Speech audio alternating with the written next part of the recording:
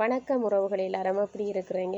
இன்று சமையல் காணொளி ஒன்று தான் நாங்களோட உறவுகளுக்கு நான் வீடியோவில் காட்ட இருக்கின்றேன். தொடர்ந்து ஸ்கிப் பண்ணாமல் பாருங்கள் உறவுகளே. உருளைக்கிழங்கு 2 முட்டை எடுத்துருக்கிறேன். என்ன சமைக்க போகிறேன் என்று சொல்லி தொடர்ந்து பாருங்கள். சின்ன வெங்காயம், வெள்ளைப்பூடு, கருவேப்பிலை, பச்சை மிளகாய் எடுத்திருக்கிறேன். 2 முட்டை இருந்தது. அதாவது இன்று மழை பெய்து கொண்டு இருந்தது. ஒரு சமையல் ஒன்று பண்ணுவோம், வெளியில் எங்கேயும் போக முடியாது என்று நானும் சமையல் ஆரம்பிக்க போகின்றேன். ஸ்கிப் பண்ணாமல் பாருங்கள். புதுசாக எனது வீடியோ பார்க்கிறீர்களா உறவுகளை மறக்காமல் சப்ஸ்கிரைப் பண்ணிவிட்டு அப்படி ஒரு லைக் பண்ணிவிட்டு தொடர்ந்து பாருங்கள். கருவேப்பிலை எடுத்திருக்கிறேன். நிறைய உறவுகள் அதாவது சகோதரிகள் சின்ன வெங்காயம் விரும்ப மாட்டார்கள். காரணம் தோல் உரிக்கிறதுக்கு மிகவும் கஷ்டம் என்றதுனால நான் கூடுதலாகவே என்ன சமையலாக இருக்கட்டும் ஒரு சம்பலாக இருக்கட்டும் சின்ன வெங்காயம் தான் பாவிக்கிறேன். நீங்கள் வர தண்ணியில் போட்டு வச்சிங்கன்னு சொன்னால் மிக இலகுவாக உரிக்கலாம். மண் சட்டியில் தான் நான் என்று சமைக்க போகிறேன். முதல்ல கட் பண்ணி வச்சிருக்கிற உருளைக்கிழங்க நான் அவிய வைக்க போகின்றேன். உப்பு சேர்த்து தண்ணி ஊற்றி நான் அவிய வைக்க போகின்றேன். முதல்ல உருளைக்கிழங்க நீங்கள் அவித்தெடுங்க. விறகு அடுப்பில் தான் நான் சமைக்க போகிறேன். இப்போ நான் விறகு அடுப்பில் தான் என்ன சாப்பாடாக இருக்கட்டும் சமைக்கிறேன். நான் 2 முட்டை எடுத்துட்டுக்கிறேன். முட்டை பொரித்து உருளைக்கிழங்கு போட்டு பிரட்டல் கறி எவ்வாறு செய்கிறேன் என்று சொல்லி எங்களோட உறவுகளுக்கு காட்ட போகின்றேன். இன்று மழை பெய்திருக்க இந்த காரணத்தினால் வெளியில் இனி கடைக்கு போக முடியாது. வீட்டில் இருந்த பொருட்களை கொண்டு ஒரு சின்ன சமைப்போம். சமையல் ஒன்று தான். அதாவது தேவையான பொருட்களை சொல்கிறேன். சின்ன வெங்காயம் கட் பண்ணி எடுத்துருக்கிறேன். உள்ளி நிறைய பேர் சொல்லுவாங்க உள்ளி வெள்ளைப்பூடு 2 முட்டை, மிளகாய்த்தூள், உப்புத்தூள் எடுத்துருக்கிறேன். பார்த்திங்கன்னா தெரியும் உறவுகளே. தேவையான அளவு மிளகாய்த்தூள் நீங்கள் எடுங்க. நான் தேவையான அளவு எடுத்துருக்கிறேன். இந்த குட்டீஸ் எல்லாம் நிறைய உரைப்பு சாப்பிட மாட்டாங்க. அதால் ஓரளவு தானே எடுத்துருக்கிறேன். என்ன சமையலாக இருக்கிறேன் சாப்பாடாக இருக்கட்டும் அதாவது ஒரு பிரட்டல் கறி எண்ணெயில் சமைக்கும் போது கொஞ்சமாக ஒரு 2 பச்சை மிளகாய் கட் பண்ணி எண்ணெயில் வதக்கி போட்டிங்கன்னு சொன்னால் நல்லா டேஸ்ட்டாக இருக்கும். அடுத்ததாக முட்டையை நன்றாக அடித்து எடுக்கணும். பார்த்திங்கன்னா முட்டையை நான் அடித்து எடுத்துட்டேன். விரும்பினா நீங்கள் நிறைய வெங்காயம் சேர்க்கலாம். உருளைக்கிழங்கு அவிச்சு எடுத்துருக்கிறேன். பார்த்திங்கன்னா நல்லாவே உருளைக்கிழங்கு அவிஞ்சிட்டுது. வாங்க சமைக்கலாம். அடுத்ததாக எண்ணெய் எடுத்துருக்கிறேன். நிறைய எடுக்கலை. நான் ஒரு கப்பில் தான் எண்ணெய் எடுத்துருக்கிறேன். முட்டையை அடித்து வச்சுருக்கிறேன். உருளைக்கிழங்கு நல்லாவே அவிஞ்சிடுது. பார்த்திங்களா அவிஞ்சிட்டுது. முதல்ல உருளைக்கிழங்கு அவிச்சு எடுக்கணும். பார்த்திங்கன்னா நல்லா அவிஞ்சிட்டுது.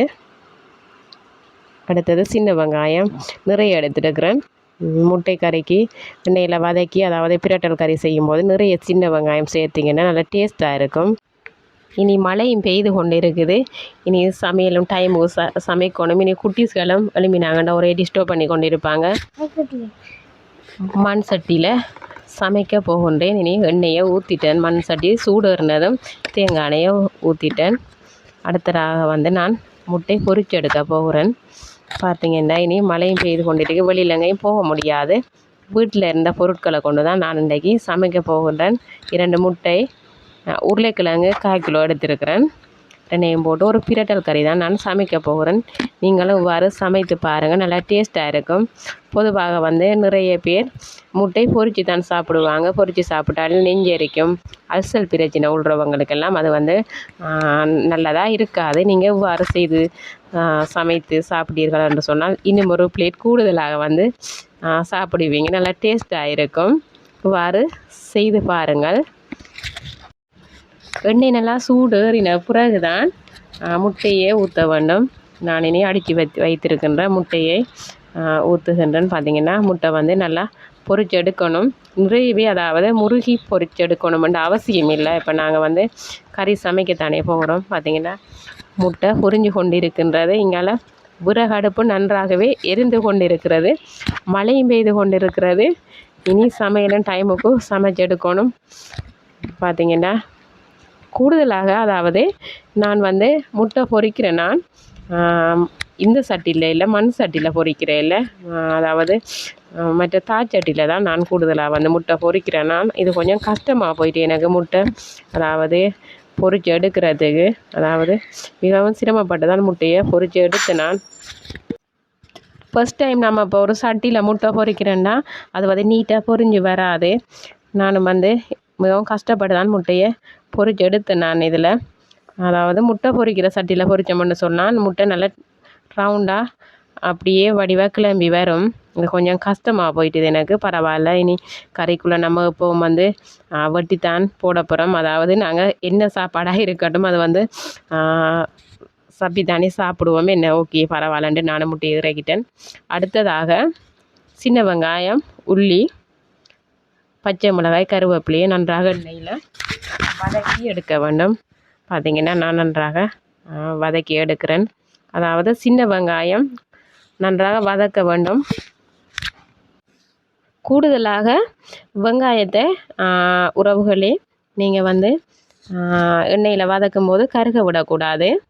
பார்த்திங்கன்னா நான் முட்டை இஞ்சால பொரித்து கட் பண்ணி வச்சுருக்கிறேன். 2 முட்டை தான் எடுத்துருக்கிறேன். உருளைக்கிழங்கும் போட்டு சமைக்கிறதால ஓகே எனக்கு காணும். நாங்கள் ஃபேமிலி 4 பேர், எங்களுக்கு தாராளமாக காணும். நீங்களும் இவ்வாறு செய்து பாருங்கள். சின்ன வெங்காயம், வெள்ளைப்பூடு, பச்சை மிளகாய், கருவேப்பிலை நன்றாக வதங்க வேணும் எண்ணெயில். ஒரு சமையல் செய்கிறதா இருந்தால் கட்டாயம் வந்து அது எண்ணெயில் வதங்கி எடுக்கணும். வெங்காயம் நன்றாக வதங்கினா தான் நல்லா வாசம் கொண்டு வரும். கறி நம்ம இப்போ சமைக்கும் போது நல்லா வாசம் கொண்டு வரும். அடுத்தது உருளைக்கிழங்கு அவிச்சு வச்சுருக்கேன் ஏற்கனவே, அதையும் நான் சேர்க்க போகின்றேன். உருளைக்கிழங்கையும் நான் சேர்த்துட்டேன். அடுத்ததாக வந்து தேவையான அளவு, அதாவது நான் மிளகாய்த்தூள் எடுத்துருக்கிறேன், உப்புத்தூள் சேர்க்க வேண்டும். கூடுதலாக நான் வந்து என்ன கறியாக இருக்கட்டும் தூள் உப்பு தான் சேர்க்கிறேன் நான். நீங்கள் தேவை என்று சொன்னால் கல் உப்பு யூஸ் பண்ணலாம். எனக்கு குட்டீஸ்கள் வந்து எங்களோட வீட்டில் வந்து நிறைய உரைப்பு சாப்பிட மாட்டாங்க. அதால் வந்து மிளகாய்த்தூள் நான் குறையத்தானே எடுத்துருக்கிறேன்.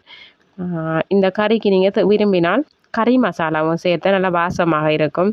எங்களோட வீட்டை கறி மசாலா முடிந்து விட்டது. அதால் வந்து நான் அடுத்ததாக மிளகாய்த்தூளை நான் சேர்த்துட்டேன். இவ்வாறு எண்ணெயில் நீங்கள் பிரட்டி எடுக்க வேணும். இல்லை என்று சொன்னால் பற்றி போயிடும் மிளகாய்த்தூள். அதாவது மிளகாய்த்தூளில் ஒரு பச்சை மணம் ஒன்று இருக்கும். அந்த மணம் போகும் வரைக்கும் கொஞ்சம் எண்ணெயில் பிரட்டி எடுத்து நல்ல டேஸ்ட்டாகவும் வாசமாகவும் இருக்கும். அடுத்ததாக நான் தண்ணி ஊற்றுறேன். அதாவது தண்ணி தான் சேர்க்க போகிறேன். தேங்காய் பால் சேர்க்க இல்லை. அதாவது முட்டையை பொரிச்சு எடுக்கிறதால நிறைய எண்ணெய் இருக்கும் அதுலேயும். அதால் தேங்காய் பால்லையும் நிறைய எண்ணெய் இருக்கும். அதால் தேங்காய் பால் சேர்க்கவில்லை. விரும்பினால் நீங்கள் ஒரு கட்டி பால் சேர்க்கலாம். அதாவது பொரிச்சு வச்சுருக்கிற முட்டையை நான் சேர்த்துட்டேன். விரும்பினால் புளி சேர்க்கலாம். நான் புளி சேர்க்க இல்லை. கொஞ்சமாக நீங்கள் பழப்புளி சேர்க்கலாம். பார்த்திங்கன்னா கறி ரெடி ஆகிவிட்டது. முட்டை பொரிச்சு பிரட்டல் கறி தயாராகிவிட்டது. நீங்களும் இவ்வாறு செய்து பாருங்கள். நல்லா டேஸ்ட்டாக இருக்கும். முட்டை பொரித்து சாப்பிட்றத விட இவ்வாறு செய்து பார்த்தீங்கன்னு சொன்னால் நல்லா டேஸ்ட்டாக இருக்கும். நிறையவே சாப்பிடலாம். நல்ல ஆரோக்கியமாகவும் இருக்கும். நன்றி.